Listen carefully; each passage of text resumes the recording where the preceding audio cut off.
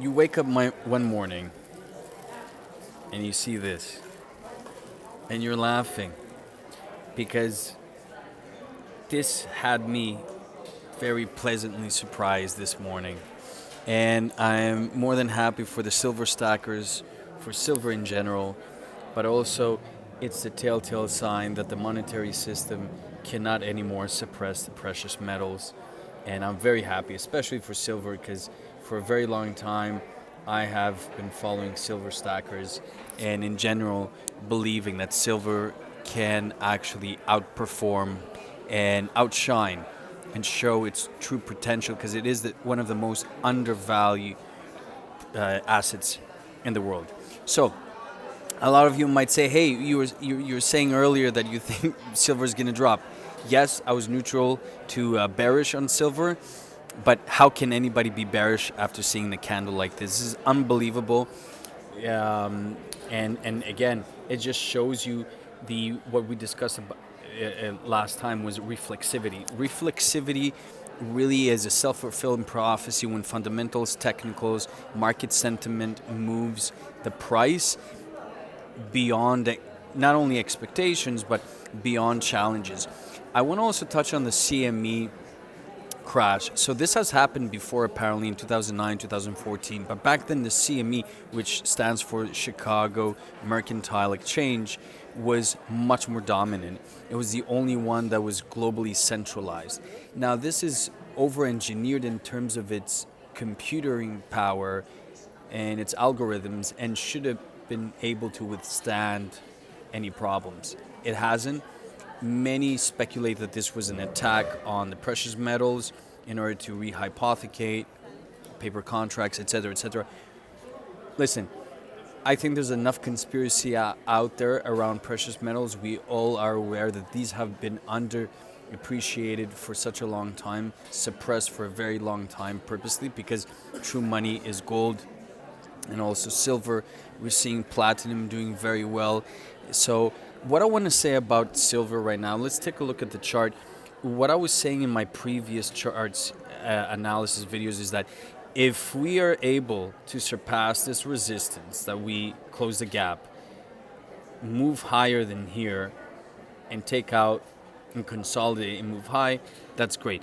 The fact that we actually blew through hot knife through butter, shows you that there's just so much buying pressure that right now even exchanges like the CME is starting to be rattled. Because I'm sure, my opinion is that they did it on purpose because we did notice that when that happened, silver dropped. But this is for the paper derivatives. I think for actually silver, the XGA was fine. Anyways, doesn't matter.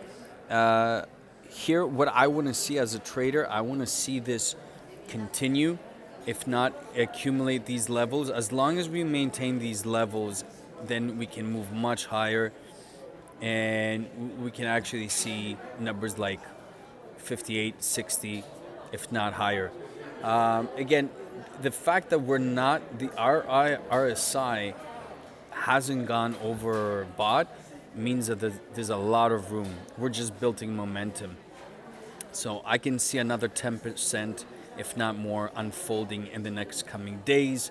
And if we can consolidate here, maintain these levels, that would be amazing. We can see this baby go up to 60 easily. Okay, now in terms of gold, gold surpassed this trend line that I told you guys, this resistance. It almost tested the previous resistance line here. What I'd like to see is a very similar move in gold if we can push higher. I know that there's a lot of smart money going into silver right now, but let's see what happens. If we can break through, accumulate, like consolidate to break higher, or do what silver did, then this is amazing. We could be going up to 48, 5,000 in a matter of a few months, which is amazing. So I'm very happy for that. It's good to see that the precious metals are gaining so much ground.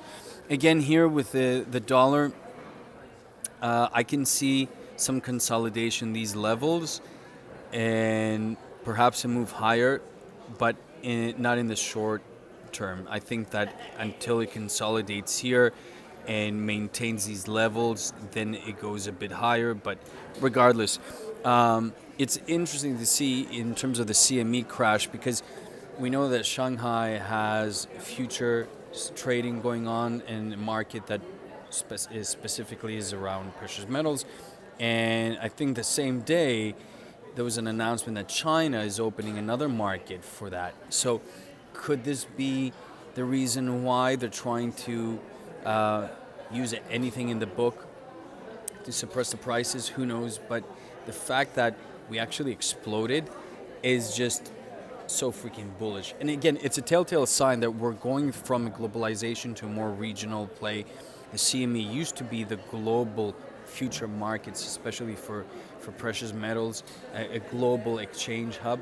Now we're seeing that break down, and the fact that it actually broke down technologically and had this crash shows you why you need to hold physical coins and why you cannot trust paper markets anymore.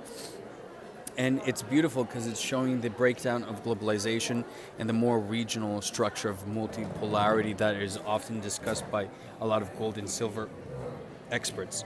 That's all I had for you guys. Congrats again, amazing breakout. I'm happy for everybody who's holding silver and gold right now. And one thing I want to touch on is oil. Oil had today an interesting move up and got rejected. I'm definitely an accumulator. I do think that oil goes much higher. I like this formation here. This is, I don't really look at patterns all the time until they're confirmed, but this is like a cup and handle pattern. If this plays out, then that's going to be amazing. If not, then we'll have to see it either retest these lower levels, if not in the 50s. That's all I got for you guys. I hope everybody's doing well. Enjoy the weekend. Happy Thanksgiving to the American watchers over here. And I'll see you guys soon. All the best. Bye for now.